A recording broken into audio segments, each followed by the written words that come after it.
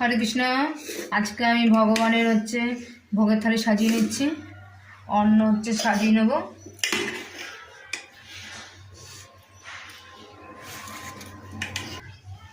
আজকে আমি নতুন একটা রেসিপি করেছি, লাউ শাকের দিয়ে আর বড়ি দিয়ে করেছি।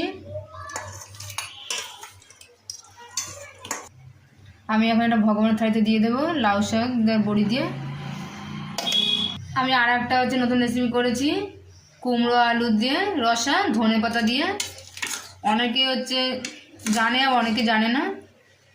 আর মটরশুঁটিও দিয়েছি এর মধ্যে। এখন আমি এটা ভগবানের থালিতে দিয়ে দেবো।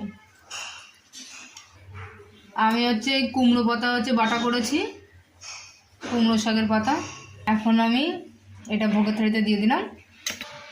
আমি এখন সব কিছুর উপর তুলসী পাতা অর্পণ করে আমি 1 গ্লাস জল তুলসী